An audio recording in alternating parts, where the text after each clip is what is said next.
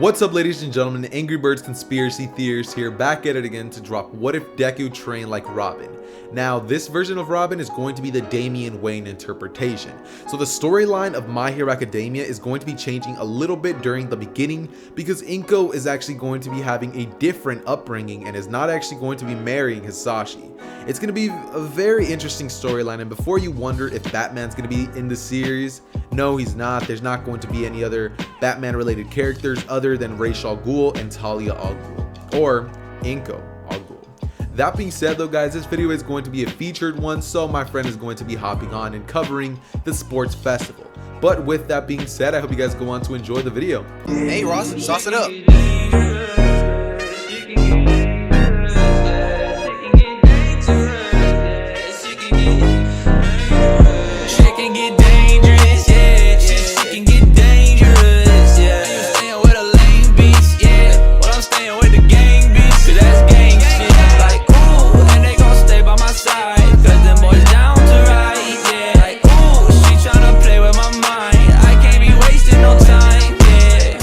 Alright, so in order for me to actually start with Deku's origins and upbringing, I'm going to be having to cover a certain event before that. Number one, as I already stated, Inko al Ghul is going to be the daughter of Ra's al Ghul in this universe, meaning that if you guys do know, Talia in the normal, DC universe ended up, doing the deed with Batman in order to create the world's strongest soldier. Somebody who was going to be coming from a lineage of power, being, the Wayne family and also the Ra's al Ghul's family. So in this version, I figure it's only natural for Deku's father to be a symbol of power, a hero, somebody who many know and love, somebody who wears a scarf. That being said though, guys, this is definitely going to be an interesting one. So obviously off the bat, Deku is going to be the son of a pro hero. And as for who the pro hero is, I'm not actually going to be telling you guys that. And the scarf, it's a little bit of a thing to throw you off. So don't really think too deep into what I just said. However, Deku's mom is still going to be Inko, but his father is not going to be Hisashi. In terms of what Deku is going to be looking like in this version of events, he's going to be having jet black hair and black or like hazel colored eyes.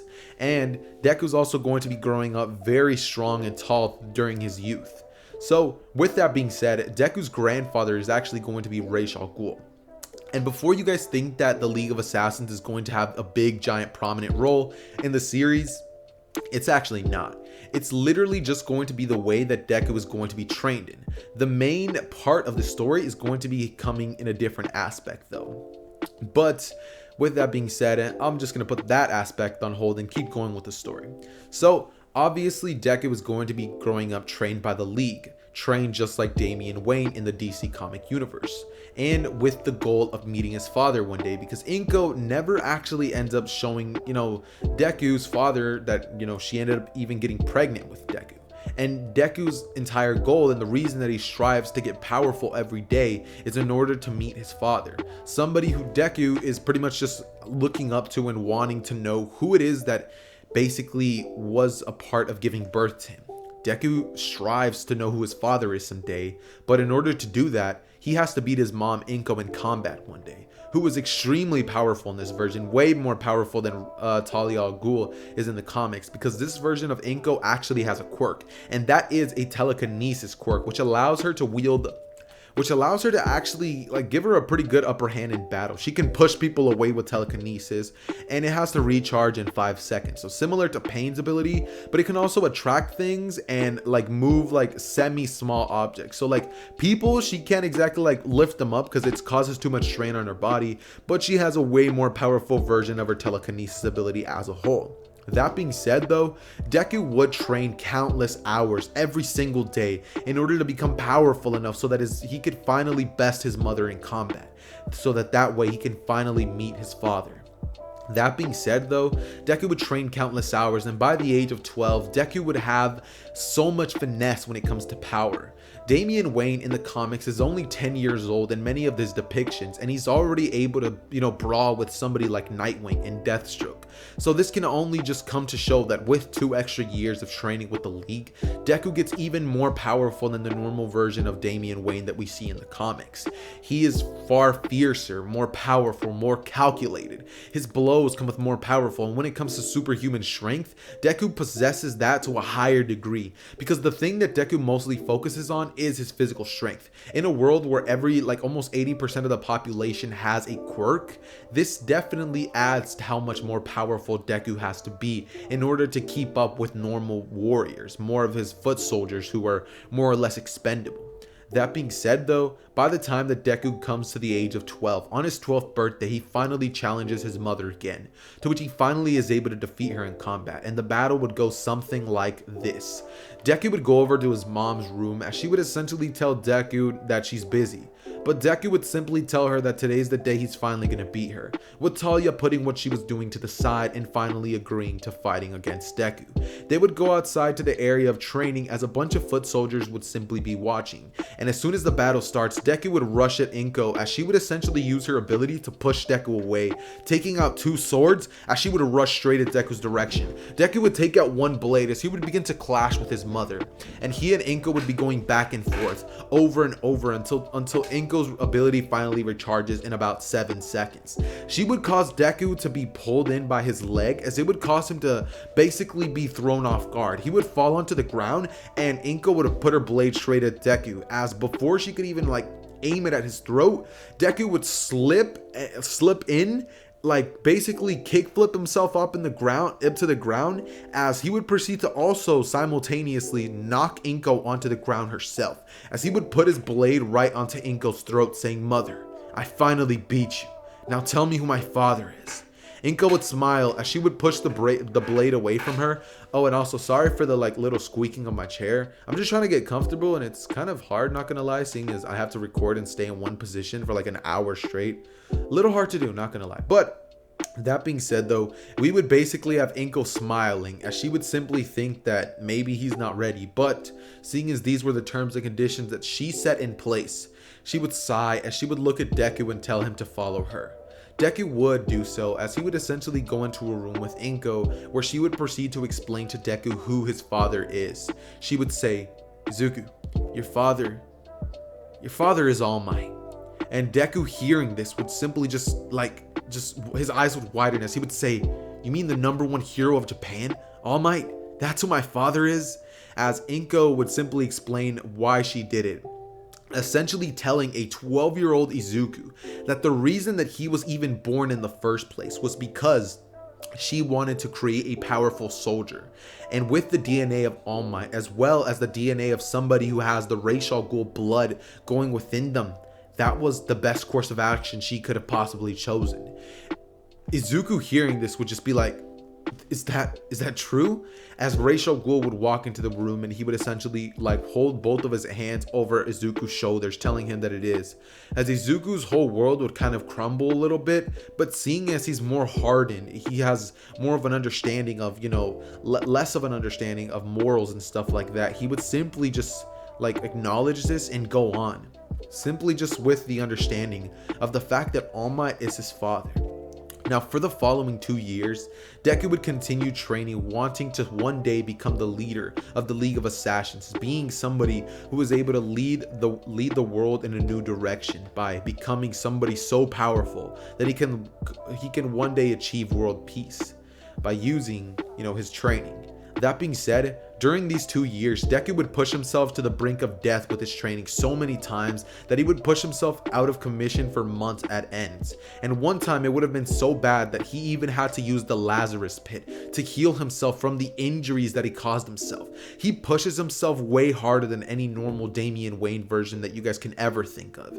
So this version of Deku is as strong as a literal Batman. Like a Batman with years and years and years of training. That is how powerful this version of Deku is going to be, having the intellect and no moral compass, so he's willing to do anything to win a battle, something that Batman, the man behind the cape and cowl, isn't able to do. So this would be more or less the perfect Batman, or in this case, the perfect Robin. So we would basically just have it so that Deku would continue training for these following 2 years until eventually he simply gets tired of training Training becomes meaningless, days just become hours, and things just kind of become to get boring for the young Izuku. As he would go over to Ra's al Ghul asking him if he can go explore the world. He wants to find out more about his father, maybe meet him. As Ra's would actually agree with this, and Inko would actually walk into the room hearing this, would completely be opposed to this idea. She doesn't want Deku to leave the League of Assassins at all, but Ra's actually thinks of this as a good thing. He's noticed as time has gone on how Izuku's drive to become the leader of the Assassins has slowly vanished, and thinking of one way to actually cause this to all come back, he decides that the best course of action would be to let him go. If he does go to the real world and just meets his father All Might and fails and realizes just how flawed the hero system is, it's just going to reinforce his beliefs when it comes to becoming the leader of the League of Assassins. So Ra's actually is completely on board with this. He proceeds to basically convince Inko of this, thinking that it will reinforce his beliefs. But ooh, he's about to be so wrong. And this would lead to Inko actually saying, alright, I guess we might as well. As she would proceed to basically like catch All Might while he's actually dealing with a villain. He would basically be fighting a random street thug as, you know, Inko would actually walk in, and with All Might being caught off guard, he would actually see Inko and the villain would actually land a blow on All Might, sending him flying back, as the villain would have a quirk that essentially boosts his physical strength. All Might would be pushed back a bit, and Inko would come in as she would proceed to knock the villain onto the ground and restrain him by holding him in a position where his arm could be snapped in an instant. All Might, seeing this, would chuckle, saying that he had that handled, asking how she's been. Inko would turn towards All Might as she would say, "Oh, I've been fine. What about you?" As you know, she would just smile and use her womanly charm to pretty much cause All Might to pretty much be kind of influenced by this. He would say he's been fine, as you know, other heroes would simply deal with the rest of the situation, with All Might going to his essential, like his hero's agency. He would go into the room with Inko as she would proceed to tell All Might that, you know, it's been a long time. She would grab him by the suit as she would bring him over to the desk, and you know, All Might would actually ask her what this is all about, as Inko would simply sigh, saying that he wasn't really too much of a man of fun last time either. Obviously All Might was, because he didn't know anything about Inko, but after he found out that, you know, she's a part of this thing called the League of Assassins, it definitely kind of hit close to home with All Might. That being said though, All Might does understand that if he were to try to go take down the League of Assassins, he would not be able to in any sense of the word. So when Inko basically sees this, she would proceed to have a revelation of the fact that All Might has a son similar to the one in the movie The Son of Batman, the one that dropped a couple of years ago with Damian Wayne being shown to Bruce, you know, yada yada yada, that stuff, right? That being said, Deku would be introduced to All Might, and at this point he would be 14 years old, standing at around 5 foot, no, he would be standing at around 5 foot 11 inches, yeah. As All Might just sees this kid and he's like, "Who's the kid?" With Inko saying, "He's your son, All Might." All Might would immediately just be shocked, thinking that he had a son and he never knew about it, with All Might wondering if there's any other incidents that might have happened like that, but he would push that to the back of his mind, as Deku would walk over to All Might and say, "So, this is what All Might looks like in person. I'm not impressed. You look way better in your videos." As All Might hearing this would just be like, "This kid, like, who do you think you are?" You know what I mean? But Inko would then simply say that she's actually going to be leaving him in his capable hands for the next couple of years, seeing as he finally needs to become a father to the boy, at least until he's 18. With All Might saying, "But he has responsibilities." And Inko would say, "Yeah, and she had the responsibility of taking care of him for so many years. It's his turn." All Might would simply look at her as he would say, "Okay." And this is when Deku would just go into a room to which he would just kind of lay there. As All Might would walk in there, he would proceed to tell Deku that he's going to be heading out. He has some things to attend to by training some kid. And this is when Deku hears training, as he would say, I'm interested. Can I tag along?" All Might would actually end up bringing Deku to this beach, where it's at this point 10 months before the entrance exam. At this point, Mirio has already met All Might 5 months prior to this, and he already picked up everything off of Dagum Beach. So at this point, he is basically just training Mirio in order to be able to handle One for All. Because this version of Mirio obviously could, he simply wants him to be more ready and see if Mirio is truly worthy of the power of One for All. That being said, Deku would arrive, and at this point, All Might has been training Mirio for about 5 months. However, those 5 months were mostly spent with conditioning as well as moving and cleaning the garbage on Dagoma Beach. That being said, during these following 10 months, Deku would basically see how All Might trains this kid who isn't even like part of the family as he sees it, and treating him way better than the way that he treats him. All Might would look at Mirio as the next symbol of peace, meaning that he wants to put more time and effort into him. And so Deku, seeing this, is kind of just jealous. He feels a sort of jealousy towards Mirio, and any chance he gets, he tries to show Mirio up, trying to show that he's more powerful than Mirio. Halfway along the 5 months, Deku would find out about the fact that One for All exists, and that it is a power which can be passed down through, well, DNA. Deku, finding this out, would ask All Might why he doesn't simply give him the quirk of One for All, saying that he's his son after all. If anybody should inherit that quirk, it should be him. With All Might explaining that he's already been training Mirio for the past 10 months and he's already, shown that he's worthy of possessing the quirk. With Deku saying, why doesn't he choose him? He's his son after all. Why don't you choose me, All Might? I'm your son. That guy out there's a nobody. He's not even part of our family. All Might, hearing these words come out of Deku's mouth, would just be like kind of appalled by this and just be like, don't speak like that about him. You've been by him for 5 months at least. Has that meant nothing to you? With Deku saying, yeah, he's powerful in some sense of the word, but I'm better. I'm a soldier who's been trained from birth to fight, to become somebody who can establish peace. Give it to me, All Might. I will use that power and be so powerful that nobody will be able to stop me. I'll become a symbol of hope better than you ever were. And All Might would simply look at Deku as he would say, no, that's not somebody who I wish to give the quirk onto. Deku would look at All Might with an angry expression on his face, simply saying that if anybody was to deserve that quirk, it's his. And for the following 5 months, he's gonna prove it to him. At this point, Mirio is basically given One for All 1 week after this. And once Deku sees this, his rage would simply boil within him as he would train harder and harder than the last day he trained. As Deku, every chance that he gets, every time that he gets the chance to spar with Mirio, he would take this opportunity to show All Might that he should have been the successor.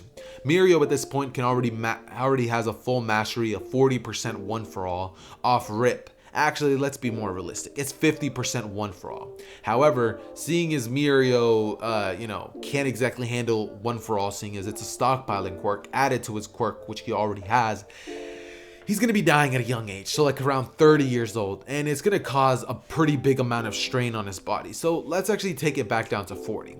That being said, he's not even going to be unlocking any of the quirks that come with One for All until he gets a mastery of 70%. So up until this point, Mirio just has nothing but super strength.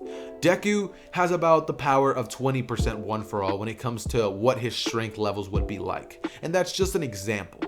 Not exactly 20%, not more than 20%. Just think about a rough estimate of what 20% looks like in terms of speed, strength, and agility. That being said, during these times, Mirio and Deku would spar, and Deku would always win. Deku always is shown to be on top because Deku is willing to do whatever it takes to win. And those simple attacks that Mirio has created with like the poking people in the eye and punching are so straight on. Like they're so easy to dodge, in the words of Deku. So every time that Mirio tries those attacks, Deku was able to easily dodge all that stuff. So anytime that he gets the chance, he would always show Mirio up and always give All Might this look of, why didn't you pick me? You were wrong. There's still time to change your mind. Mirio can give me the quirk. But All Might simply never changes his mind during these 10 months. And this would cause Deku to harbor some sort of resentment towards All Might.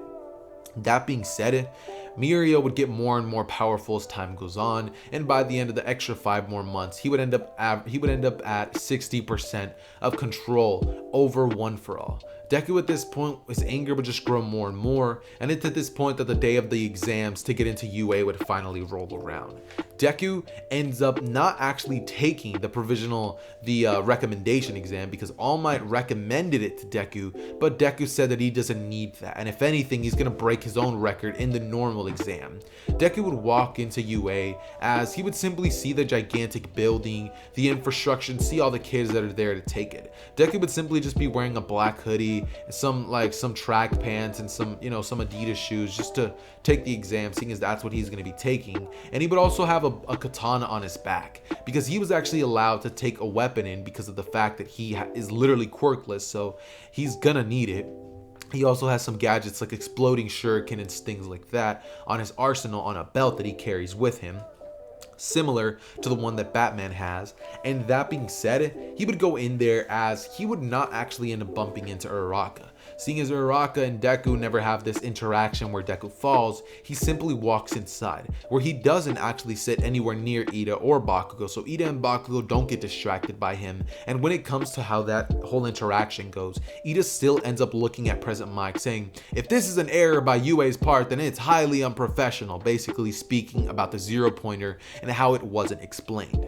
That being said, we would basically then go on to see Deku going into the quirk exam, as he would take the written portion and completely ace it, actually getting perfect score. And when he goes outside, he actually manages to be one of the first out there, as he pretty much is just standing by the gate. And this is when everybody would finally just be told that, they can all, just get ready, seeing as the exam's gonna start in 5 minutes. However, what Deku does is actually a pretty good testament to how his analytic skills work. He would shoot a grappling hook over the gate, as he would jump over it and then proceed to pretty much go inside with his blade, as he would go and immediately cut down 4 3-pointer robots, getting a total of 12 points.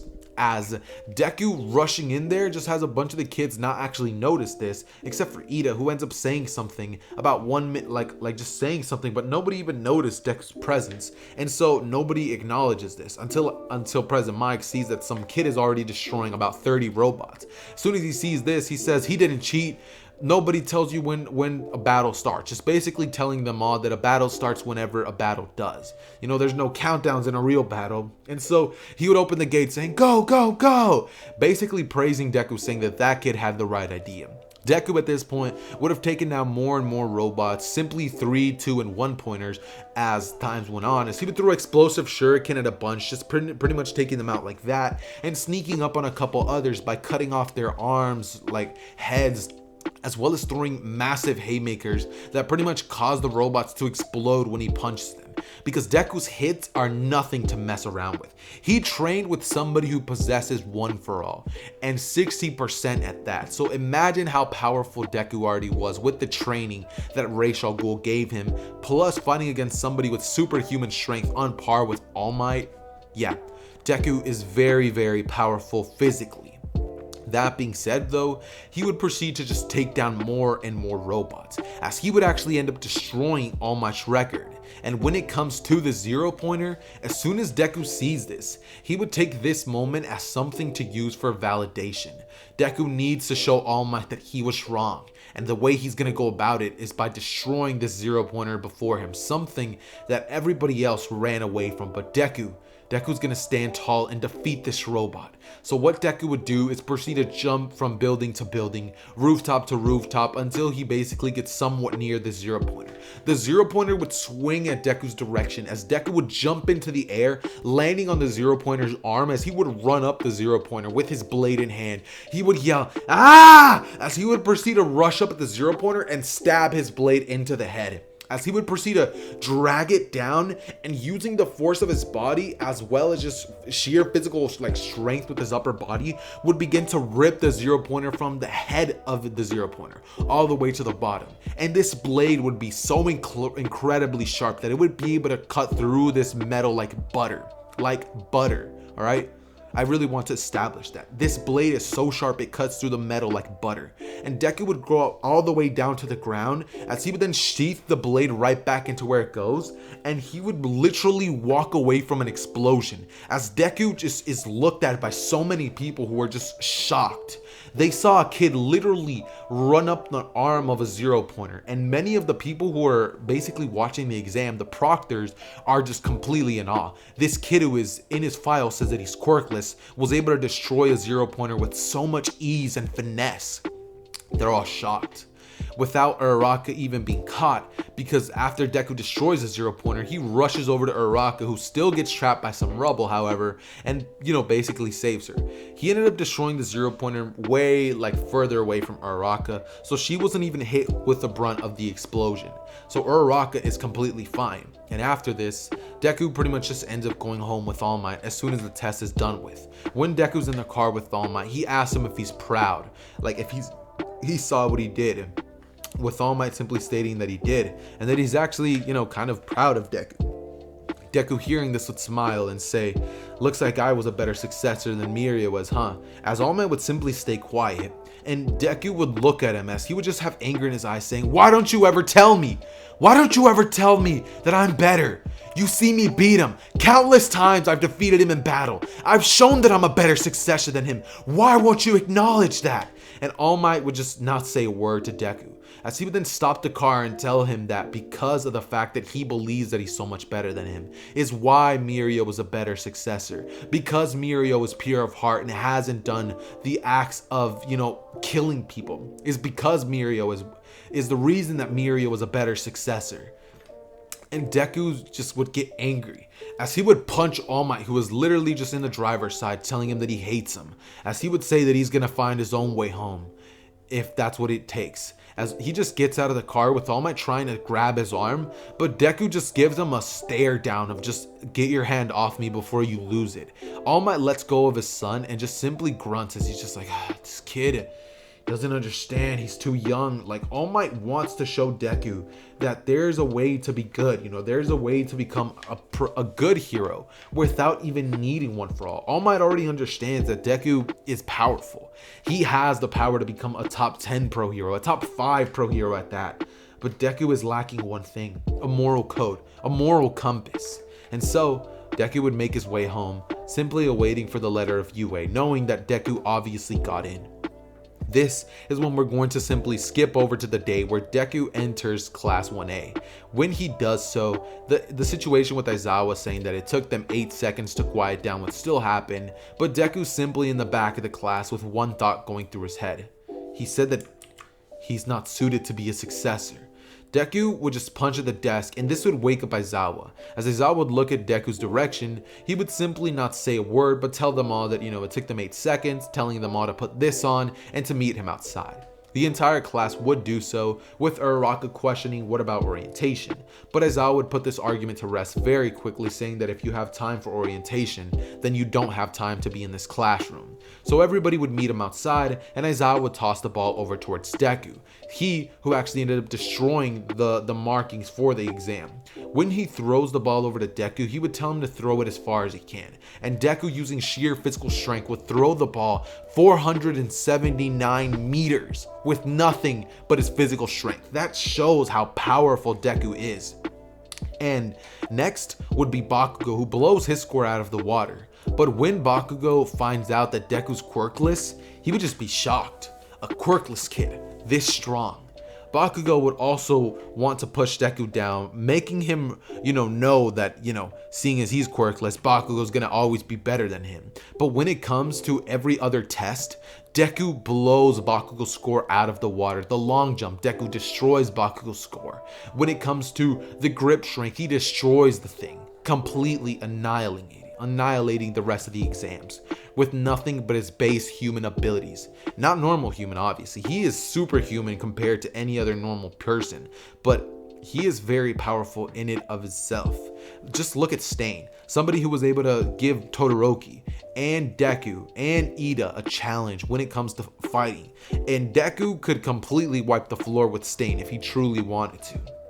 That being said, though, this would let Deku just show how much more powerful he is than every single other person in the class at this point, with some people kind of disliking Deku, thinking that Deku's arrogant. And the way that Deku did this was in a way that he let people know that they were beneath him.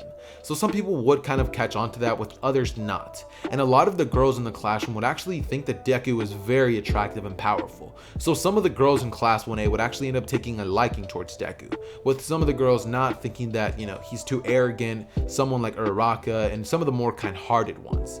That being said, he would essentially go on to have like a weird relationship with his classroom. But with that being said, this is when we would proceed to basically have Deku going home, as about 1 week later, they would finally have another person walk into the classroom. This being All Might, saying, "I am here," walking into the classroom like a normal person, busting into the classroom with everybody being shocked except for Deku, who can't even look at All Might's direction, angered at the fact that All Might still hasn't, changed his mind. But All Might would simply just look away from Deku and tell his classroom that, look at the left side of the wall, as the wall would open, revealing a bunch of clothes, a bunch of costumes at that, telling his entire classroom that if, in his opinion, the clothes make the pros, and to get suited up and meet him outside, with the classroom asking if they're all gonna get expelled again, but All Might saying, nah, it's nothing like that. Also, quick thing I forgot to mention, Mineta does get expelled in this version of events. Seeing as he didn't even come in second place, I think that he's getting expelled. He was second to last, I think, in the original. So yeah, Mineta, he's done for. That being said though, we would essentially just have All Might proceed to tell everybody what the teams are going to be and how the heroes versus villains event is going to be working. Deku is still going to be fighting against Bakugo and Ida, and his teammate is actually going to be that of Momo Yaoyorozu. And it's not going to be because he's going to be shipped with Momo, because as I think about it, I honestly don't think that the series is even going to be having a ship, just because of the nature of just Damian Wayne. I don't think that he's someone who's just going to fall in love with a girl out of nowhere, forgetting his training, because at this point Deku is very much hardened by his previous beliefs. Also, guys, sorry if you guys heard that. It was TikTok. I'm on TikTok right now, I'm not gonna lie. But yeah, Deku, very powerful.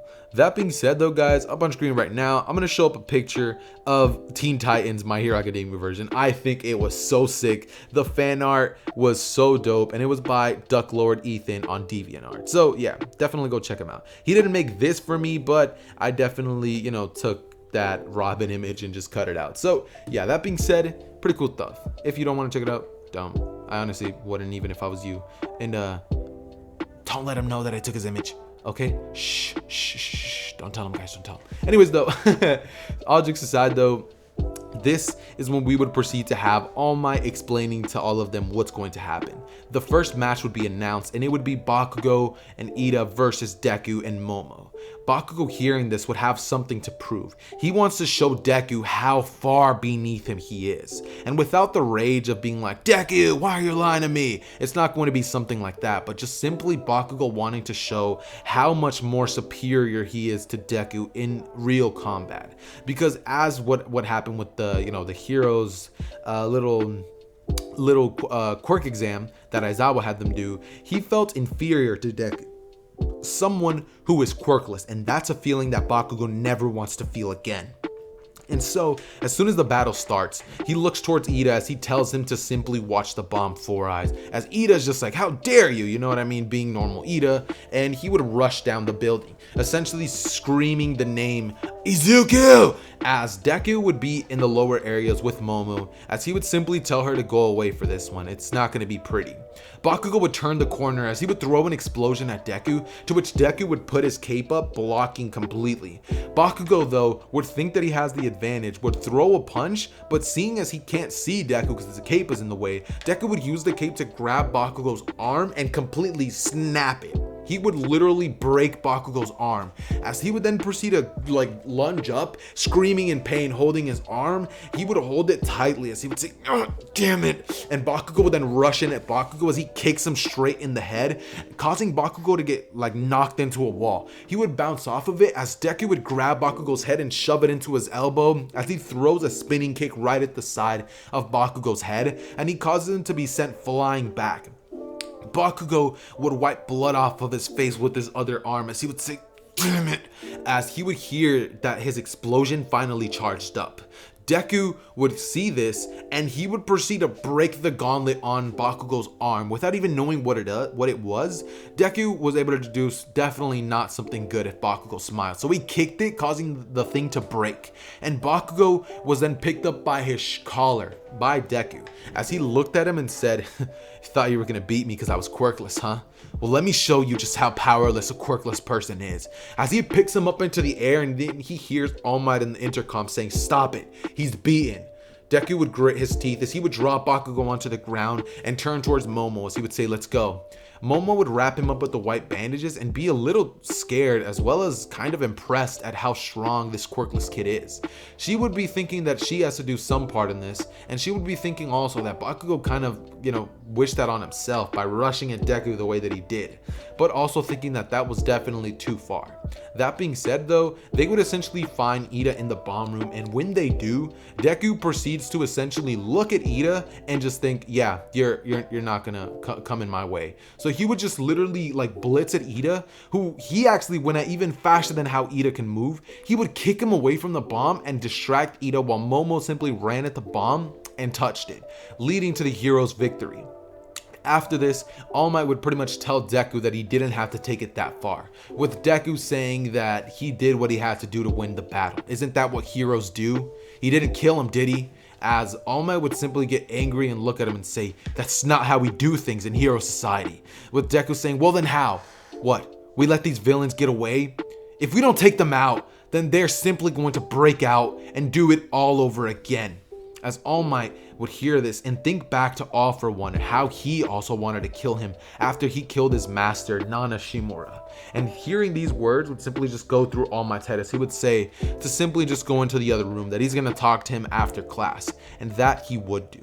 Telling Deku the story of Nana Shimura and how he lost her and about All For One, explaining how there was a point in time where he was willing to kill a man as well, but you have to suppress those urges to kill people, because once you do that, you can't go back. Your whole image in hero society will be tarnished if you do that. But Deku would say that he doesn't care about his image in the eyes of other people. People who are beneath him don't deserve the right to even judge him. But All Might, hearing these words, would just be kind of shocked at the fact that that's Deku's mentality. But Deku would continue thinking this nonetheless, and this is when he would proceed to look at All Might as he would say, "I don't care about what people think about me, nor do I care about what you think about me anymore." As he would just, kind of throw All Might's arm off of him. But think about this as well. He would also be thinking about what All Might is saying, thinking that maybe killing isn't the way to go about things. But this is when we're simply going to skip over to the next day, which would be a normal school day. So we're just gonna kind of breeze through these next 4 days. And Aizawa would tell the class that they all need to get permission slips signed by their parents to go to the USJ, where shit's about to get lit. That being said though, we would basically have it so where all of them basically are let to go, and we're just gonna skip over to when they're all in the bus speaking about who the strongest in the classroom is. Some would say that it might be Deku, with others saying that no way, Deku's quirkless. While he may be powerful against someone like Bakugo, who's also very powerful, Todoroki would have probably beat him with his ice quirk. Some people in the class would agree and some wouldn't, with Deku not even saying a word and Todoroki looking at Deku's direction, kind of glaring at him. Deku would smile, thinking that he can't wait to show off just the difference between their power. He doesn't care how powerful this guy thinks he is. There's not a thing that he's going to be able to do to him if he was to truly try when it comes to fighting. But this is when we would proceed to basically just have Deku just kind of ignoring all of this stuff and just kind of like doing his own thing, I guess you could say. Just ignoring everything that's kind of before him at this point and just kind of like getting to the USJ. This is where Ida would still be the classroom president, as he would proceed to tell them all that didn't know to get into a single file line, to which they would enter the USJ, and Hero 13 would explain that quirks are powerful, quirks do this, yada yada yada. She would give her very lame speech, is what I'm basically getting to. And while she does this, a purple mist would appear in the middle of the USJ, this being Kurogiri, as he would simply say, "I'm sorry to crash the party, heroes." But before he can even finish the sentence, Deku would be thinking that this is probably some simulation. So he would throw shuriken straight at the villain, causing the one shuriken blade to actually hit Kurogiri, piercing his metal part, and it would explode, causing Kurogiri to be sent back, which leads to Aizawa saying that that's not a fake villain. With Deku hearing this, he would smile and crack his knuckles as he would simply say, "Huh, now you're speaking my language." He would jump down as he would see a horde of villains standing there, as he would just rush at them, and Aizawa would say, "13, protect the kids," saying that he needs to go after this problem child, as he and Aizawa would both turn back to back, destroying, and I mean like basically like flipping them like an omelet. He just he folds them like an omelet. That's all I can say. Like a launcher. He just completely decimates these villains with Aizawa's help. They actually fight in perfect synchrony, which actually causes Deku to be quite shocked.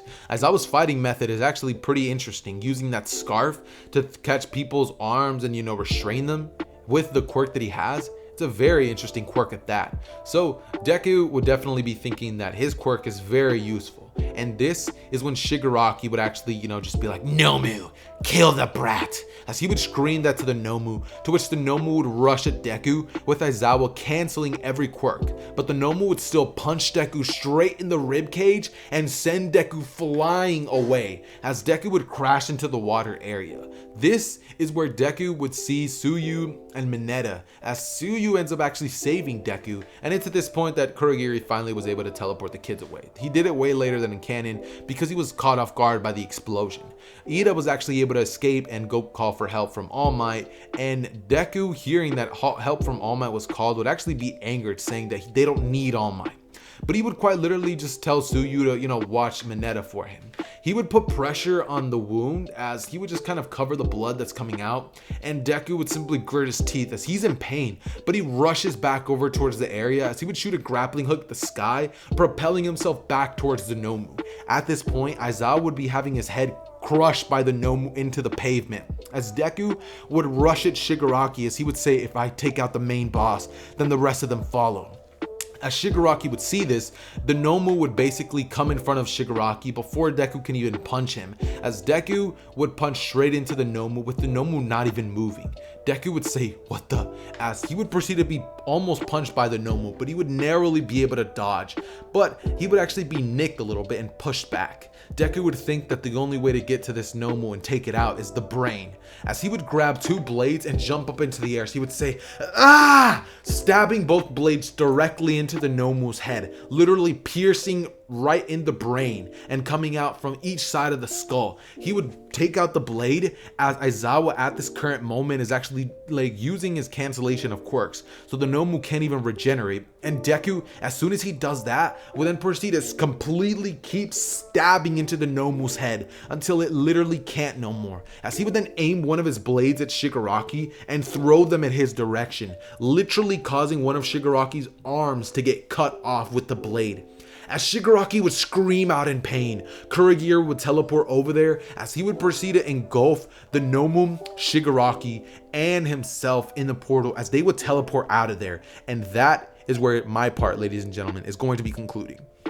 After this, obviously, they would have to clean up, but after this, we're just kind of going to be having a little bit of a time skip to the UA Sports Festival, which my boy King Donald is actually going to be covering. So, Donald, take it away, man. Thanks, Nether. I appreciate it. It's been a while. But anyways, let's get to it. So Izuku would be in the locker room thinking to himself, "God damn it. Why is All Might like this? Why won't he accept that I'm the better successor? Alright, I'm gonna prove him wrong. I'm gonna show him. I'm gonna show him by winning this sports festival." While Izuku's thinking this to himself, everyone could see Izuku's aura around him, you could say, and they would all feel intimidated but yet inspired in a weird way that Izuku's so into this. So Izuku would be sitting there, and that's when Todoroki would start walking up to him, despite the aura he's giving off, and it'll be like, "Izuku Midoriya," and Izuku's like, I don't know you, so don't be so familiar with my name. It's like, then Todoroki's like, I acknowledge you as one of the strongest people here. That's why I'm gonna defeat you. And I'm gonna show my dad that I don't need his fire side to be the strongest. Izuku would simply look at Todoroki and kind of laugh. He would say, the fact that you thought you could possibly be even a challenge to me is just laughable. The fact that all of you think you might have a chance in this tournament is laughable, but I will entertain this and I welcome all your challenges. I suggest you guys use the strongest move you got, because I won't be holding back either. And Izuku would just straight up walk out of there, making everyone shocked, and they will all think Izuku's a prick, but he does have a point in a weird way, and they all even more feel inspired to defeat him. Especially Bakugo, thinking he's like, Izuku thinks he's better than me? Who is this guy? So yeah. So I'm gonna skip a little bit, and Midnight starts to announce everyone and all the teams, and everyone starts walking out. So she starts to introduce the sports festival and all that stuff, and she calls up the number one student, the person that got number one in the entrance exams test, which is Izuku. Izuku steps up to the plate and he kind of says something similar to Bakugo, just saying, it's quite simple, I'm gonna win. And everyone just booing him, boo! And All Might just being like, oh my god, this kid, what am I gonna do with him? And Izuku walking off, and Bakugo thinking, I would have said the exact same thing. And everyone else just being like, oh, come on, Izuku. So, Midnight starts to announce the first activity they will be doing, which is going to be a race. And Izuku already thought to himself, this is going to be a breeze. So everyone starts to line up in the tunnel and everything. And Midnight shouts, go! Everyone starts running, but Todoroki blitzes to the front and freezes the competition behind him. Izuku could see this a mile away, so he already jumped into the air and started running on top of everyone's head to get to the top, to the front. Izuku's speed, as Zeder said earlier, it's even surpassing Ida's. With, you know, he's about like 20% whatever. He's pretty fast. So Izuku quickly catched up to Todoroki and surpassed him too, with Todoroki being pissed off and trying even harder. Bakugo would see all of this nonsense and he would try to increase the speed he's going, but it's just not good enough. The rest of Class 1A was able to get out the ice very quickly and were, in there. They end the competition. So the first hurdle came up, which was the giant robots, the several giant robots. Izuku would see the small robots and easily slice them up with his katana. I forgot to mention, yeah, he was able to get it because he is technically quirkless, and yeah, I mean, he needs something, so they allowed him. So Izuku came out, pulled out his katana and sliced through the robots like it's ease. He's slicing them like it's butter. And he's doing it in a matter of a second, in a sense. So his speed is not slowing down while he's running too. Izuku finally encounters the giant 0-point robot and he just laughs and it's like, I recall defeating him again. And Izuku just runs up the 0-point robot using his katana to kind of maneuver himself to the top. And he gets on top of the head. And the 0-point robot wants to hit Izuku on top of his head. But Izuku dodges it and the 0-point robot just kind of stuns himself. And Izuku just laughs and stabs the katana inside of him. And he slides down like he did in the entrance exam, but at the back side of it. So he could just literally just jump off it, take out his sword and start running. Everyone in the crowd would see this and be like, oh, and get hyped. And like, oh, that's the kid, that's the dude. And you're like, maybe he would win. And President Mike's like, oh, what a stellar move from Izuku Midoriya. Did you know Did you know this kid was quirkless? That's crazy. Everyone's like, quirkless? A quirkless kid? I'm all thinking it's a joke. That he's quirkless. Until Aizawa says, no, Izuku Midoriya, in fact, is quirkless. But even despite him being quirkless, he didn't give up. And he achieved some tremendous strength through perseverance and training. And President Mike's like, wow, inspiring, is it not, folks? You see, anyone can be a hero these days, even a quirkless person. So if you're out there, don't give up. And I was like, I don't know. And yeah, Izuku's still running ahead of the pack with actually starting to create a gap between him and Todoroki. And Todoroki's trying his absolute best, even skating on ice and everything. So that's when like the rocky place comes around, and Izuku, it does not matter to him. I mean, when you back with the League of Assassins, the League of Shadows, he would just do this on the daily. He done this since he was 5, bro. He's been climbing mountains since he was born, bro. This is easy stuff. So Izuku would just jump rock to rock, even skipping a few, and quickly reach to the other side. Izuku, at this point, before Todoroki and Bakugo even reach the rocky place, he is already on the minefields. Izuku would quite honestly just blitz through the whole thing, going past the finish line, coming in number 1 place. President Mike will be shouting, Izuku Midoriya with a stellar performance, one of the fastest we have seen, coming in first place in 0.5. I don't know, I'm not gonna come up with the time, but you know, he basically made a new record. And Izuku would walk into the arena with everyone cheering his name, like, and he would look at it and first like kind of give a small smirk or something, until he looks at All Might's direction, and All Might, he's just standing there with the normal All Might face he has, and that's when he gets kind of pissed off and like, not even a smirk or nothing, and he doesn't care about the crowd anymore, going focused again. So second place, Todoroki would come in third, and etc. And who cares about that stuff? And that's when Midnight starts to announce the second event they'll be doing.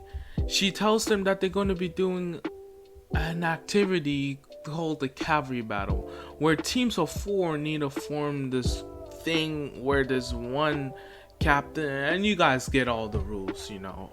You watch the show. So Izuku would be standing there with these 10 million points and just kind of smile and be like, as it should be. I don't need no team. I could be my own team.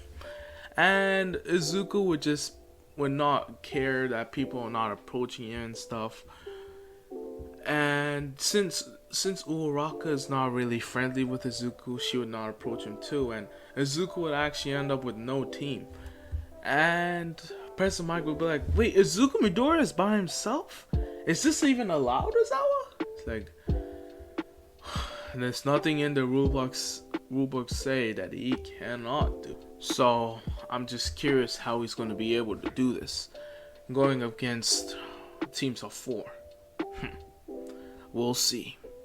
And President Mike's like, oh, Aizawa's really speaking a lot this sports festival.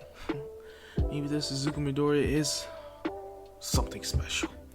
So Izuku was just standing there with his headband with 10 million points on it, and he pulls out his katana, kind of going into position like he was facing all of them, and it kind of makes this cool scene where you just see a bunch of teams just running at Izuku, and Izuku still in a fighting pose with his katana.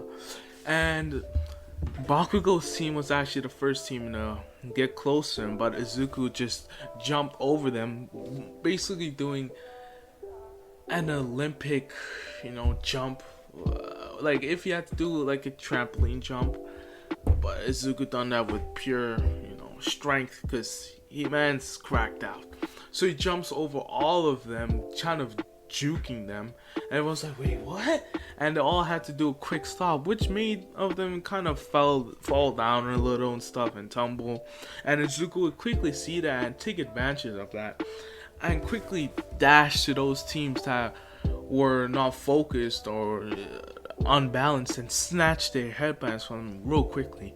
And Izuku would be like, this is the premise of the game.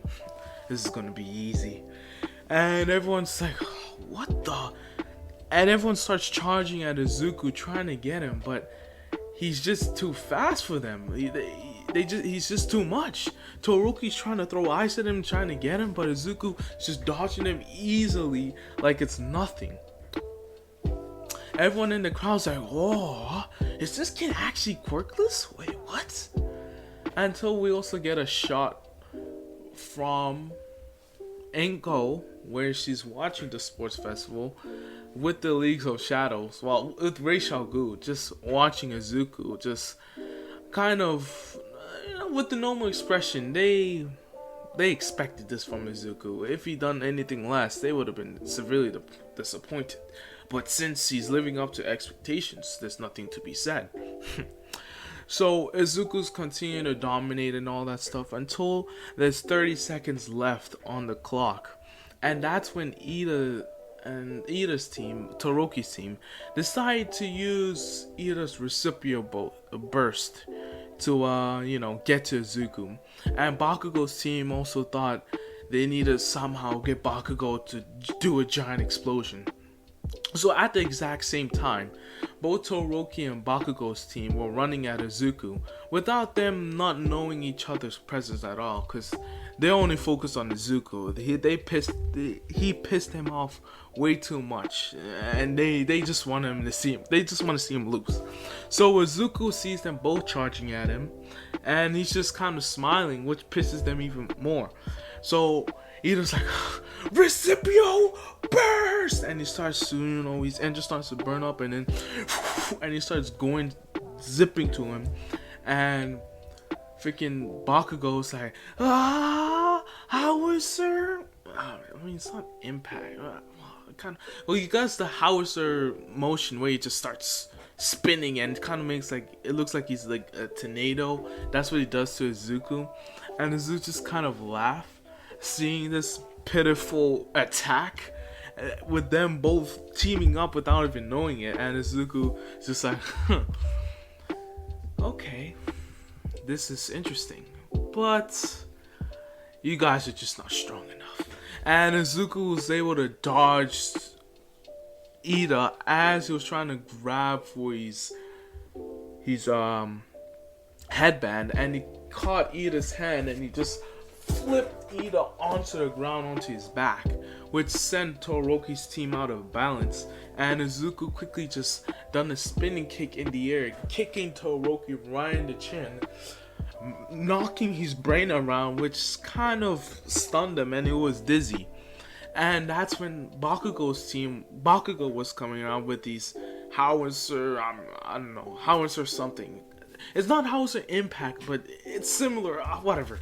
He comes in with that attack, and Izuku blocks it with his katana, and he kicks Bakugo right in the gut, and he kind of was disrespectful and slapped him across the face, which sent Bakugo straight to the ground, hitting his head.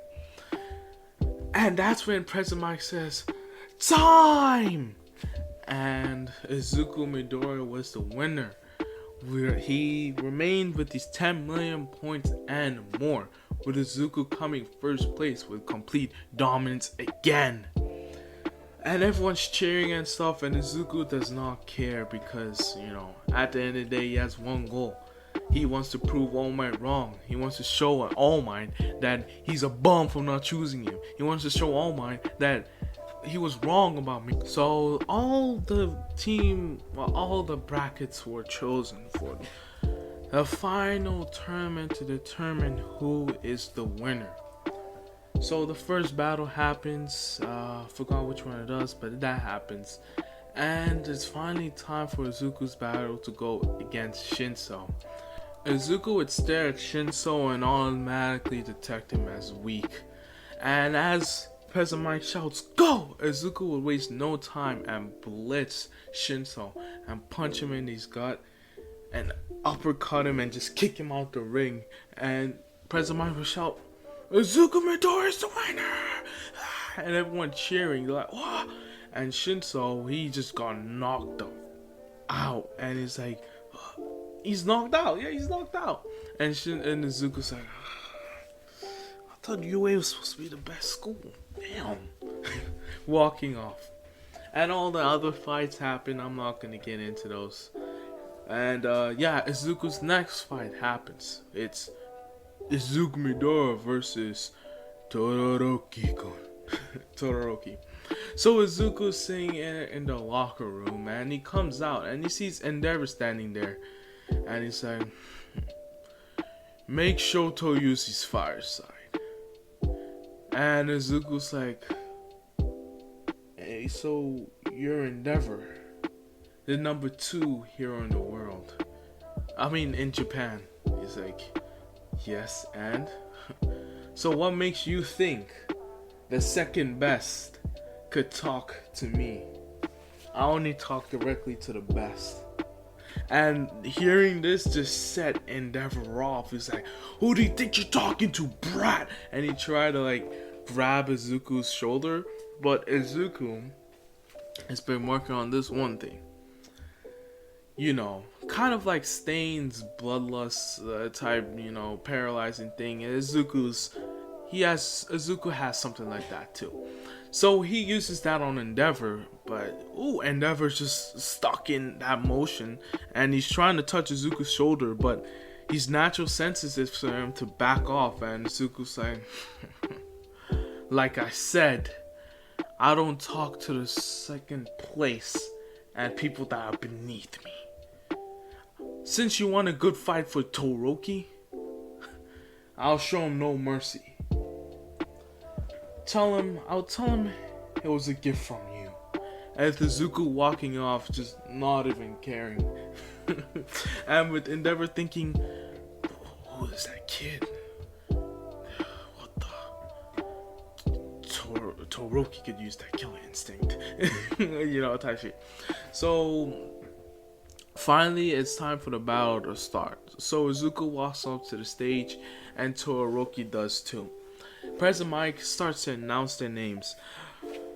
On the right corner, we've got Shoto Todoroki. He is the son of the number 2 hero of Japan, Endeavor. He has a quirk called half hot, half cold. On his one side of his body, he can emit flames and fire. On the other side, he can emit ice. And on the left corner, we've got Izuku Midoriya, the most dominant competitor we have seen in the sports festival to this day. He is actually, believe it or not, quirkless, but he has trained for years, and man is hungry. He wants this win.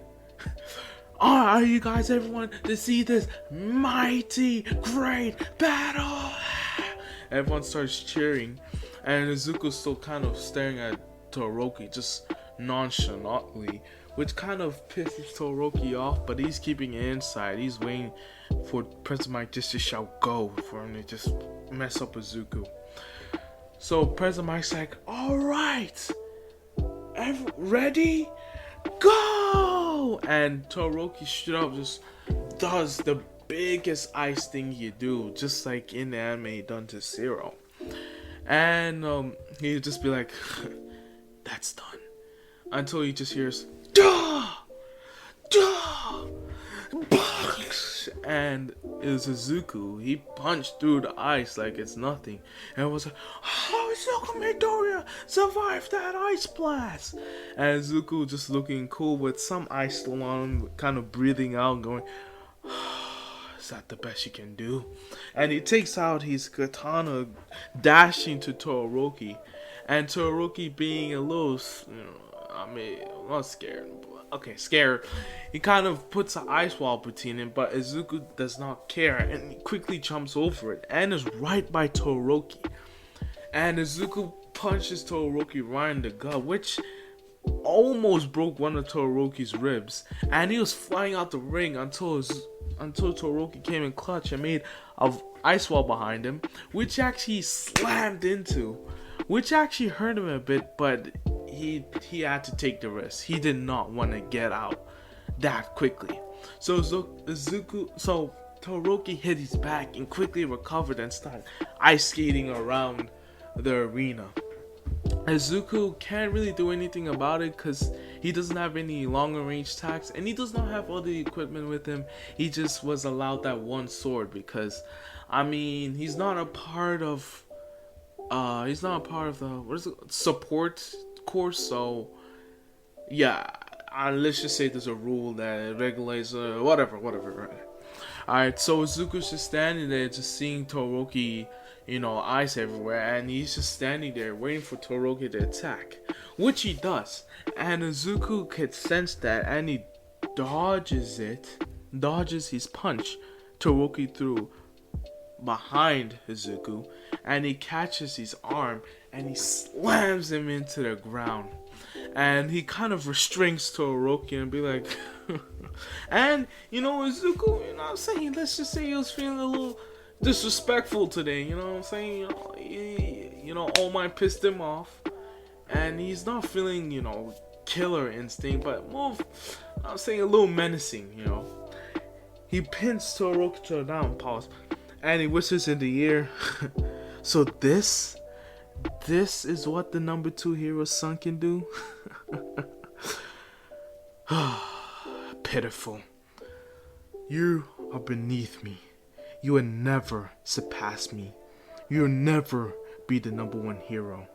Because while I'm here, you will always be number 2.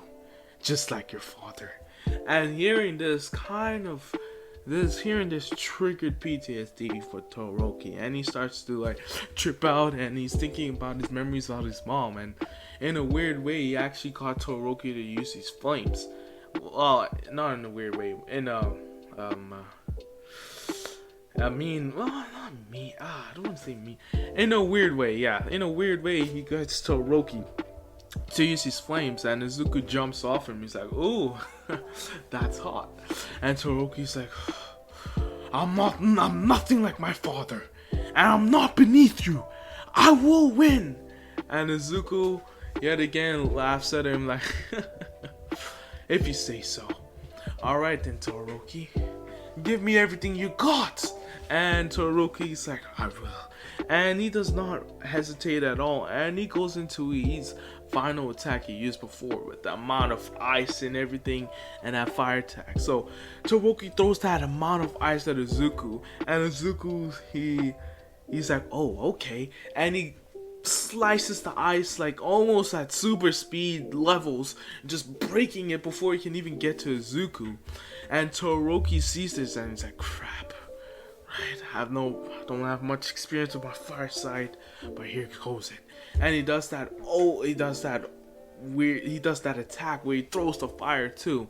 And Izuku sees the fire coming at the side of his eyes, so Izuku comes in clutch and he slices one of the pieces of the ice, which he flips forward, and he's trying to keep momentum yet again, and he jumps onto the ice and was able to leap off it, ignoring all signs of physics somehow, and leaped into the air, completely dodging Todoroki's attack. But since the attack was so big and just a fireball was coming at them, no one can really tell what happened. Izuku was right into in the air, kind of. It seems to be like he's floating, but there's a lot of smoke, so they won't be able to see him. So it was like, "Oh, wait, is Izuku okay?" Until the top of the smoke started to clear and they see Izuku right in the air, just to them seems like he's hovering, but he's falling down. And Todoroki, he thinks he's done. He's like, "It's over." Until he just hears, and Izuku straight up tackled Todoroki into the ground, making a big crater. and he just stands on top of Todoroki, with Todoroki completely knocked out just for that tackle itself. And Izuku standing over him is like, as I said, second best.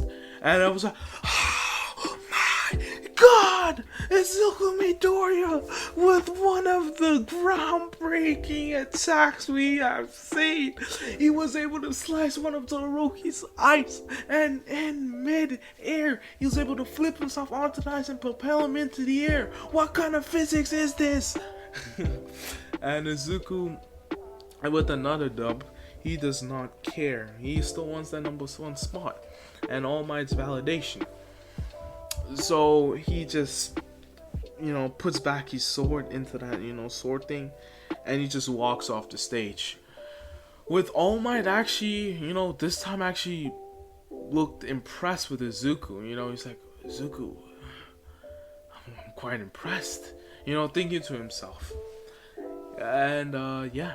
So all the other fights happen. They all go out the same.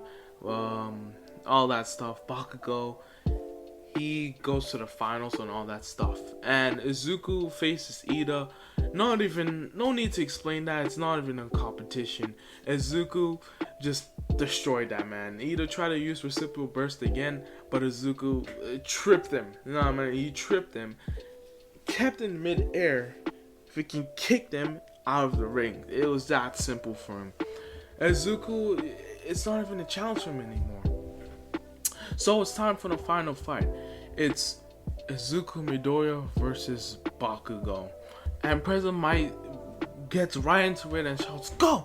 With Bakugo blitzing to Izuku, with Izuku yet again not phased at all, and starts running to Bakugo, and they kind of have this weird clashing, and Izuku, tries to slash Bakugo, and Bakugo uses explosions and it kind of sets them both away, but Izuku lands it like a champ, but Bakugo kind of does the tumbling, then recovering. And Bakugo tries to come at Izuku again with an erratic strategy, kind of confuses Izuku, but that does not do anything for us. That does not confuse Izuku Midoriya. And as Bakugo's coming in for an Howitzer impact, before Bakugo could complete the attack, Izuku was able to slip under him, punch him right into the gut, which actually took out the air out of Bakugo, and is able to grab his arm. But as Izuku's grabbing his arm, Bakugo gets back his air again, and he doesn't want Izuku holding his arm, so he starts to use his other hands to make explosions and stuff, which makes it hard for Izuku to restrain him. And he was able to get out, and Izuku's like, alright, enough fooling around. And Izuku dashes towards Bakugo, kind of like doing that disappearing thing, and he freaking goes up right in Bakugo's face, and Bakugo sees him and he's like, what? And does that late reaction type, I think you guys seen anime, right? Yeah, you seen it, yeah. Bakugo tries to throw an explosion right in Izuku's face, but Izuku dodges that and freaking does a spinning kick right onto Bakugo's jaw, which shakes up his brain, which actually knocks him out completely, and everyone's just in shock. They're like, and they start cheering because Izuku is just crazy. He's crazy OP, my guy. So Izuku Midoriya is announced the winner with everyone cheering, with All Might also clapping his hands, and Izuku sees that and he's like, kind of does a grinning on his face. So Izuku would head to a locker room, somewhat happy of what he's accomplished. And he did see All Might crack a smile, Well, he's always smiling, but he looked proud, and Izuku, he felt like he accomplished everything. Until he overheard a conversation in the hallways, and Izuku would look through the door and he'll see All Might, and he was about to go up to him until he saw Mirio too.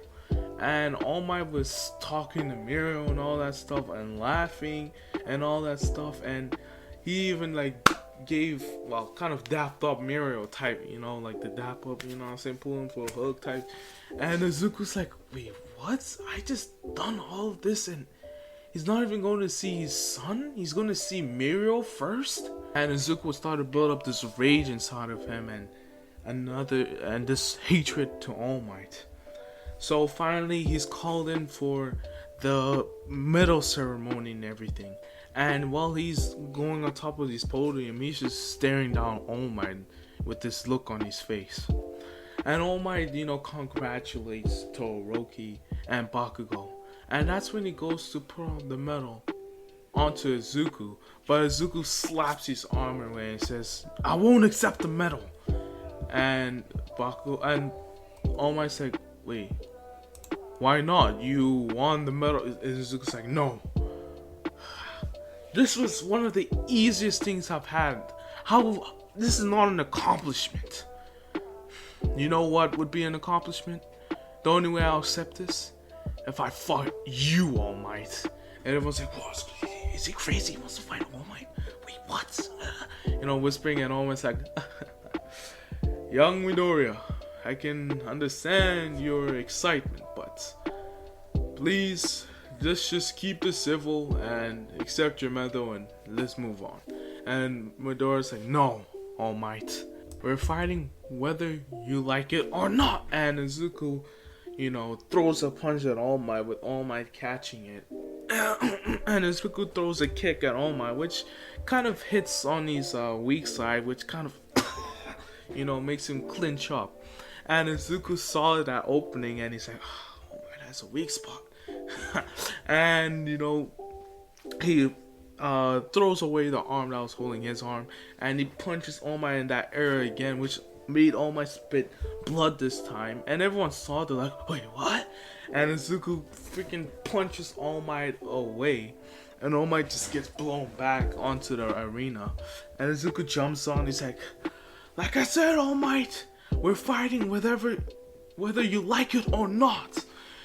And Izuku goes in for another blow to All Might, and he punches All Might in the face, which actually hits All Might. All Might just, you know, tanking these punches from Izuku, these punches and kicks, which are actually coming at decent speed, until All Might actually starts to get pissed off and is like, enough! And he throws a punch at Izuku, which at, you know, full 100%, full 100% hits Izuku right in the gut, and Izuku you know, that tight, you know what I'm saying? He does that kind of thing, and Izuku tanks it, and I was like, oh, someone actually find out.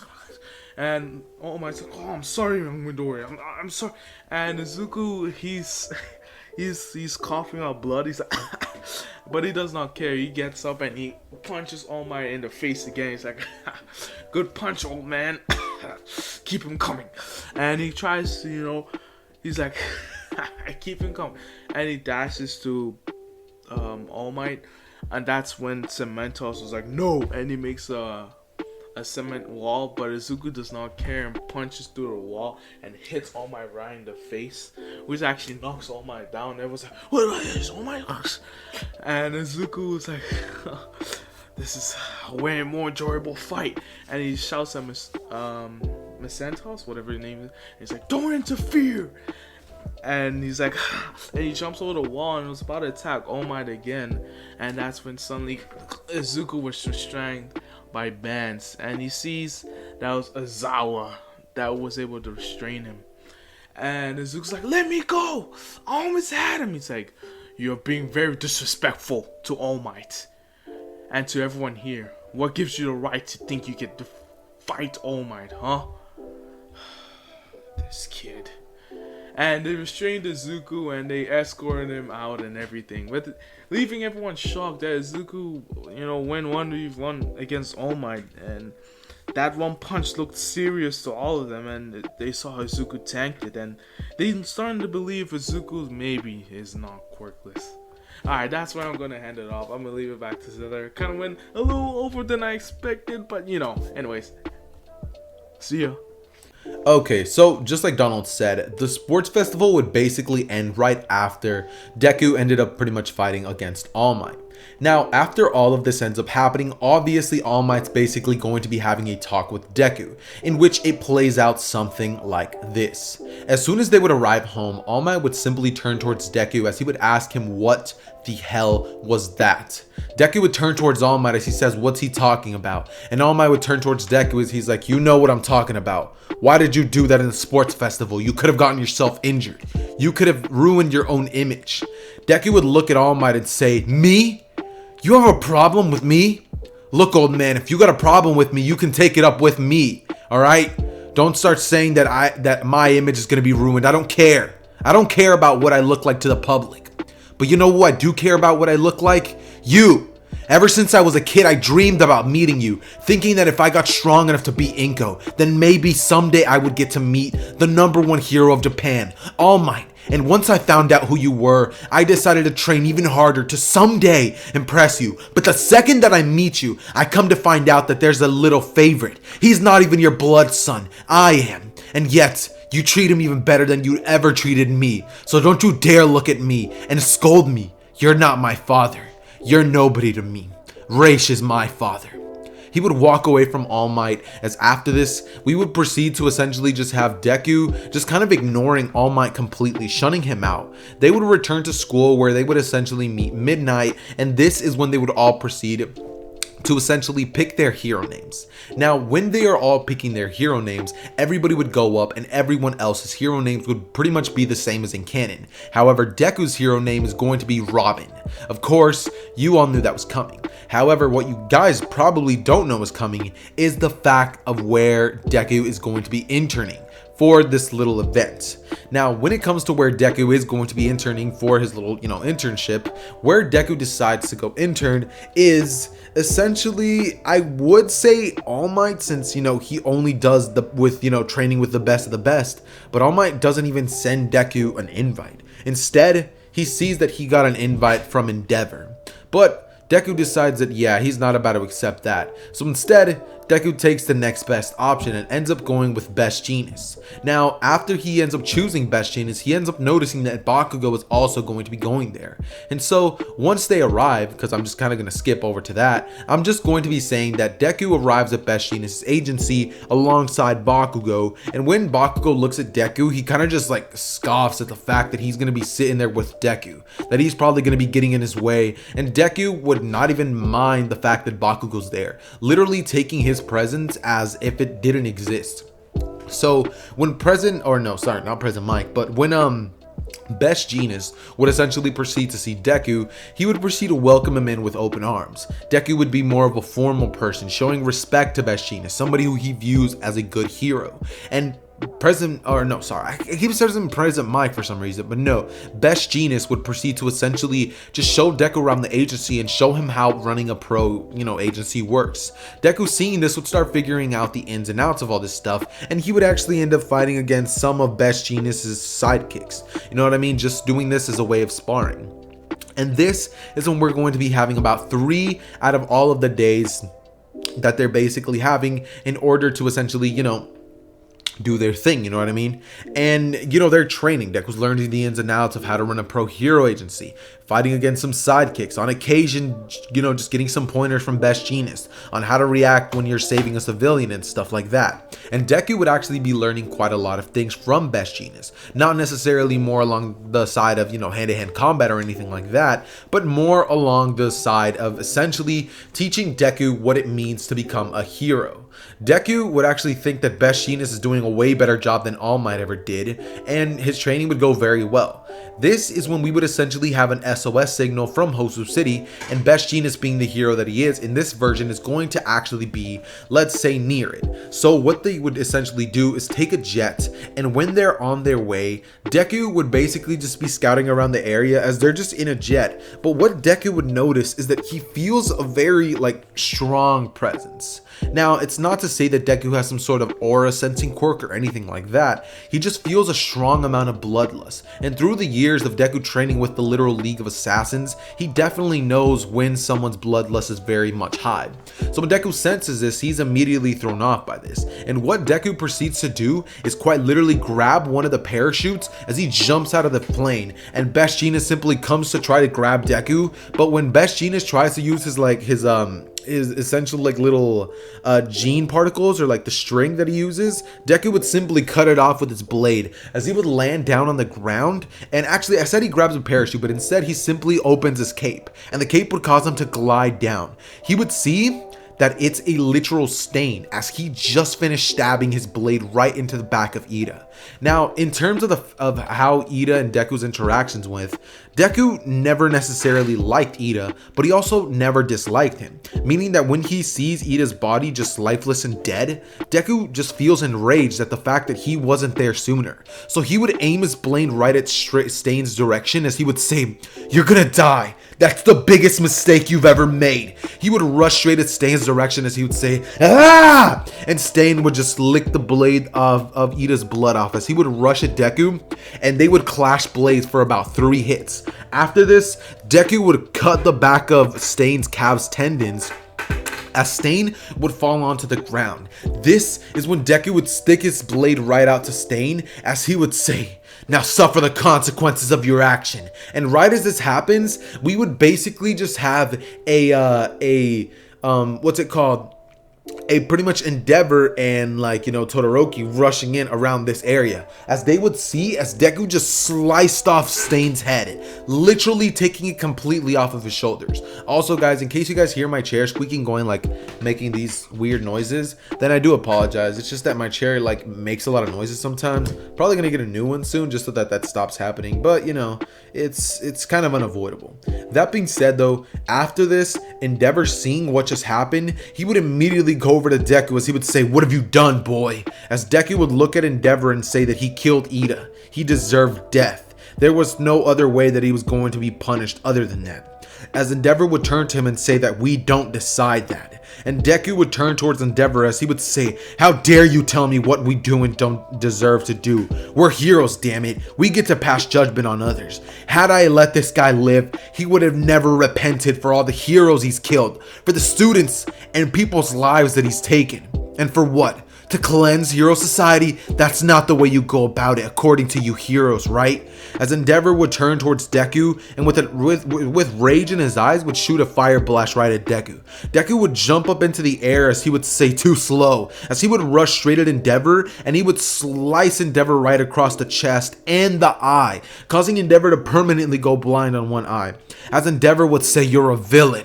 Deku would immediately get shot by, a gigantic arrow of flames, but Deku would go straight through it, tanking the attack, saying that you're nothing compared to All Might, as he would quite literally take out Endeavor, and Todoroki would be watching in just utter disbelief, wondering whether he should help or simply let Endeavor take this beating, because in his eyes, Endeavor deserved it, but also he doesn't like Deku. So he would simply watch as Deku does this, and for plot convenience, we're just going to be saying that All Might actually arrives with Mirio and Gran Torino.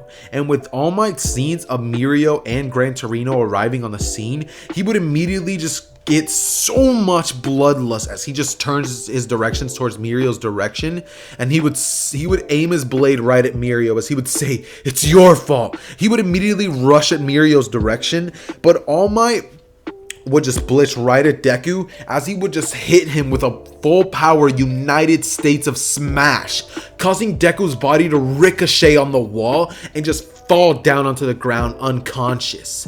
This is when Deku would proceed to wake up hours later, as Deku would just see an All Might standing above him, and Deku would actually have restraint on himself. This is when we would essentially just have a Deku who is just sitting there as All Might would say, "What did you do?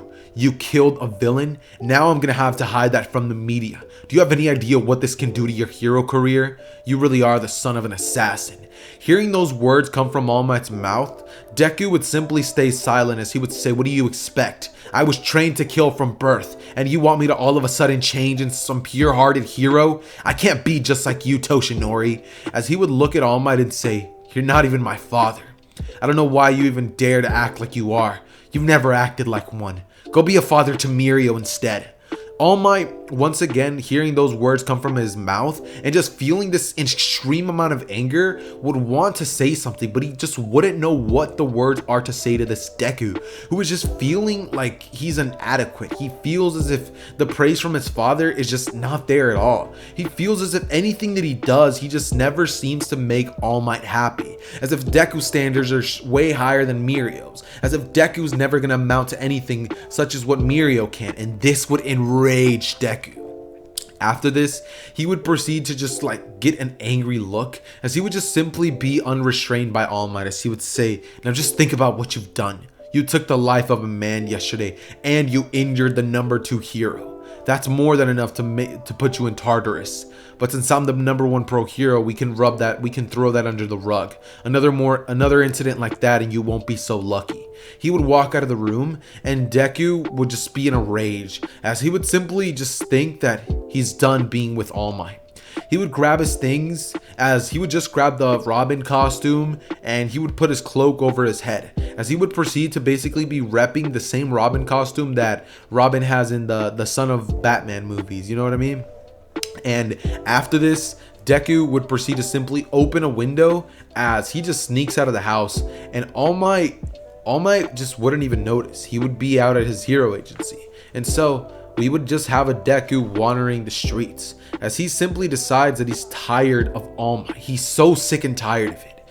During this time, we're going to be saying that about 2 hours would go by. Deku would stop by some random burger joint and get some food to eat, as after this, Deku would go through some alleyway to cut over to some store. Just going to go buy some clothes and groceries, seeing as Deku, the way that he sees it, he'd rather live on his own than be with All Might. As you know, he's fully prepared to take care of himself, honestly. But this is when Deku, while he's cutting through, a purple mist would appear before him, and Deku would immediately be on guard, saying, "It's you again." But before he can even do anything, Kurogiri would basically have another person step out of the portal. This would be All For One. Now, when All For One steps out of the portal, Deku would just feel this insane amount of power. And Deku would actually know who All For One is, because All Might explained who All For One was to Deku. And so when Deku sees All For One, he'd be like, You're All For One, right? He would look at him as he would say, "The hell do you want with me?"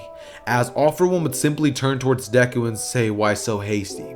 He would simply say that he loved his performance in the sports festival and tell him that this view of these heroes, this corrupt society, isn't made for somebody like him.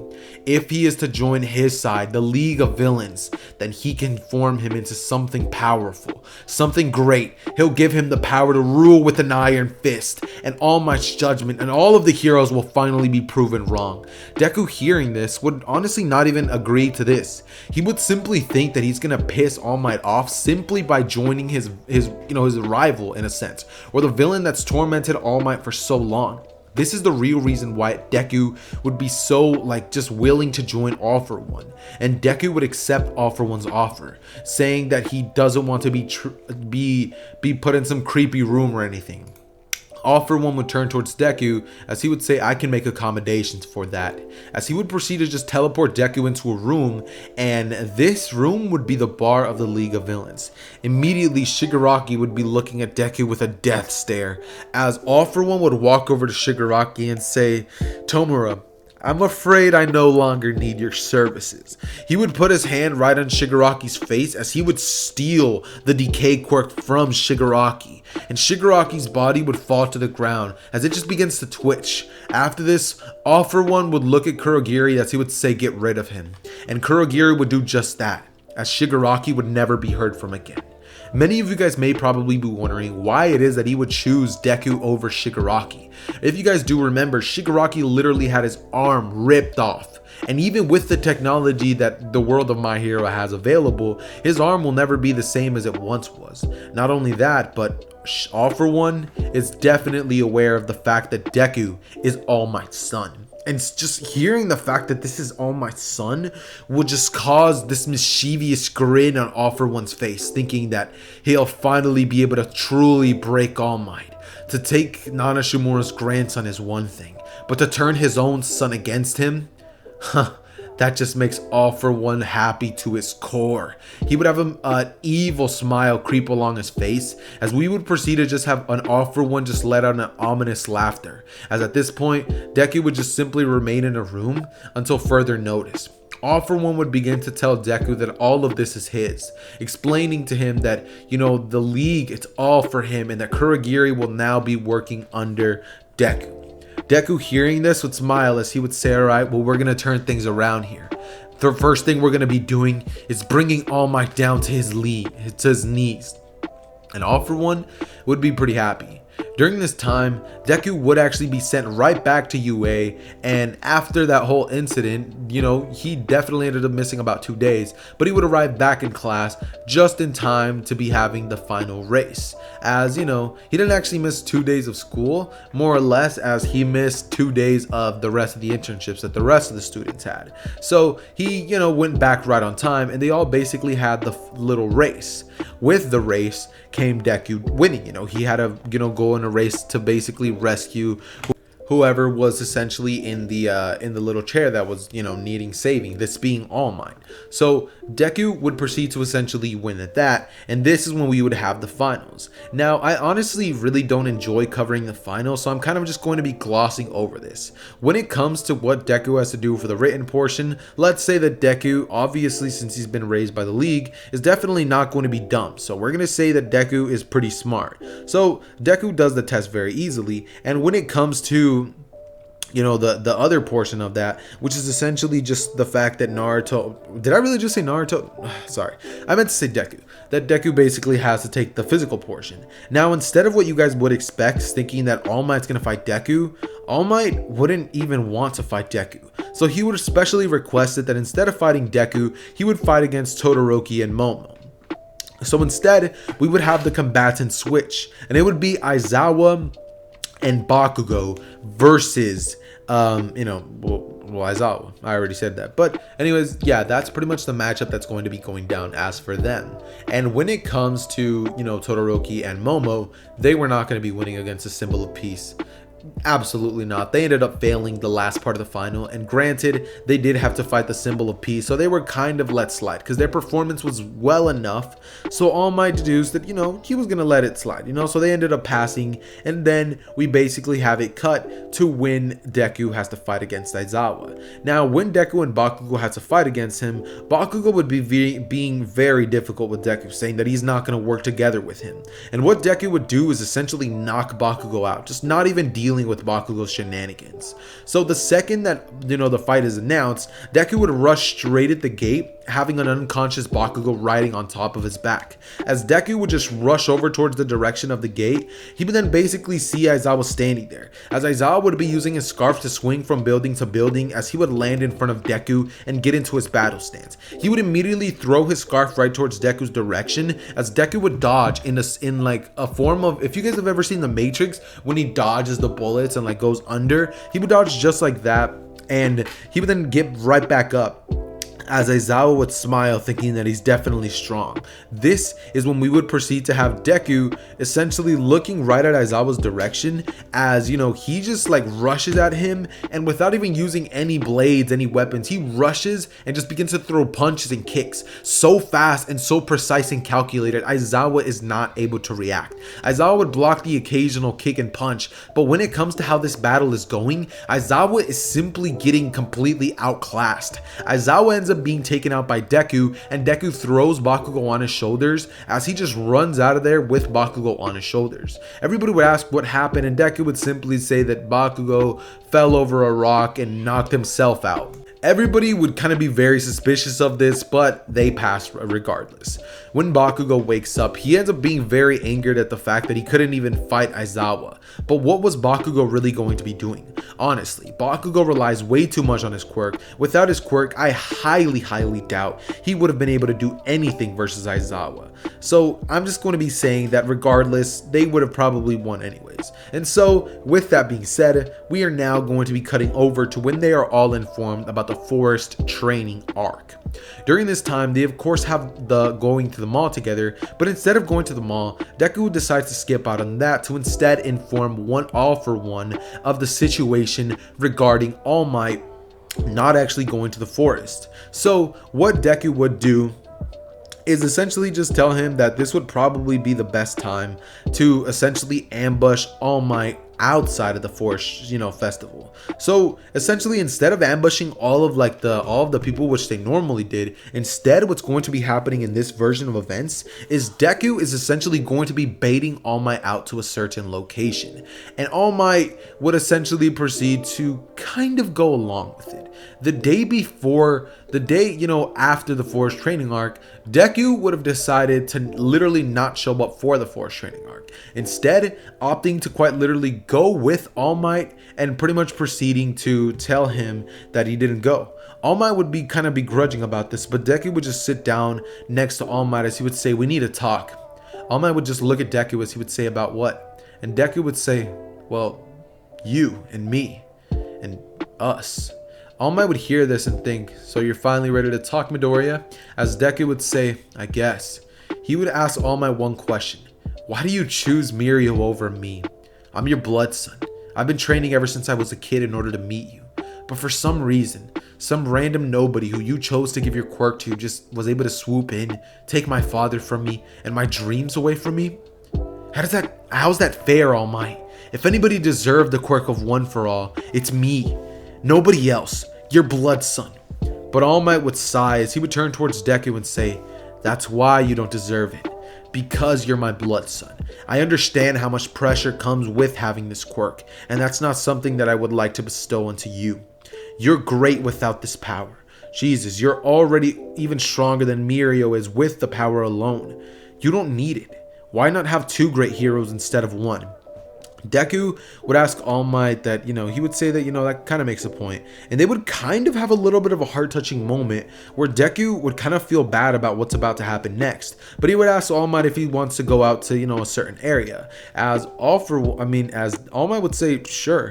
And they would take him over to Kamino City, where they would simply be at a random restaurant. And this is when a portal would open, as All Might would proceed to be ambushed by every single villain that was present in the forest incident. So immediately Dabi would shoot his flames right at All Might's direction, and Deku would look at All Might as he would say, "Your time has come, old man." Immediately All Might would just look at Deku as he would just have a disappointed look on his face. But he would then turn his attentions towards All for One as he would say, "I guess I'm ready. If this is what it has come down to, then so be it. Killed by my own son.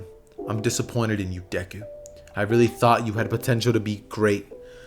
Deku would hear these words and just look down at the ground as every single villain would ambush All Might. And in a span of about 30 seconds, All Might would be reduced to his knees. All Might would be literally down on his knees, and imagine a scene reminiscent to that of Meliodas versus the 10 Commandments when they were all released and Zeldris proceeded to just destroy Meliodas. That is almost literally what ends up happening. All Might is taken down to both knees as he's on the ground looking right at All for One, and All for One would proceed to just look right at All Might's eyes as he would say, "I turned your son against you, All Might. I win." And he would lift his hand up as he would charge a powerful blow. All Might would just be heartbroken at this point, looking at Deku as he would say that he's sorry he wasn't a better father. He would literally turn his head down as he would say, "But I'm not gonna give up just yet." As he would say, "United States of Smash!" and throw a gigantic haymaker right at the direction of All for One. All for One would be, basically beginning to be in a clash with All Might, as the rest of the villains would try to help, but All for One would say, "No, this is my fight," as they simply stand around. Deku, seeing this all happen, would finally think that maybe he made a mistake, as Deku would just look at All for One's direction and say, "I can't let the old man die."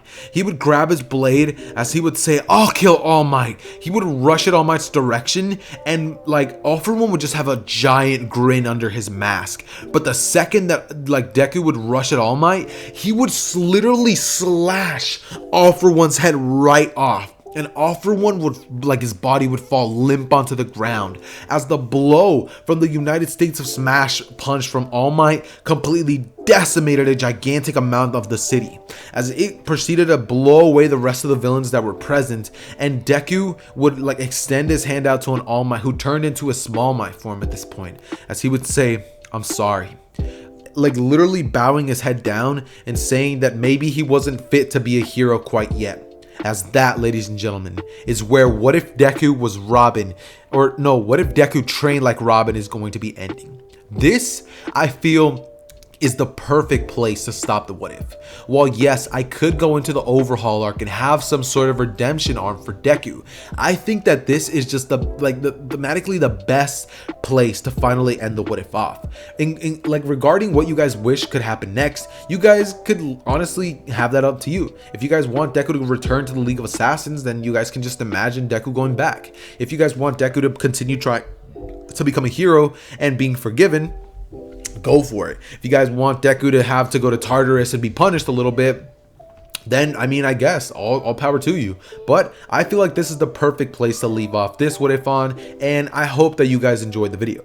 If you did enjoy it, then please consider subscribing, seeing as I want to hit 30k before the end of the month, as well as going over to King Donald's channel and hitting the subscribe button for his page in case you enjoyed his part of the video. Honestly guys, he's one of my favorite What If YouTubers, and without him I would have never done it myself. He's one of the main people who inspired me to do it, and I remember back when I was watching his videos, being like a big King Donald fan, I would literally always comment under his videos saying, "Dude, I'm your biggest fan. How do I make what ifs? Dude, check out my first what if." Like if you guys were to go to his comment section from his oldest videos, you guys could literally see as like I wanted him to review my stuff. So now being bigger than King Donald is just such an amazing feeling, because it's like, wow, like it feels amazing and fulfilling that all the work that I put in finally paid off, and it just gives you a sense of accomplishment. But with that being said though guys, yeah, I hope you guys did go on to enjoy the video, and if this video goes on to break, let's say 4,000 likes, then I will be continuing the series with a bonus part. But with that being said, it has been your boy Zether, and I am out. Peace.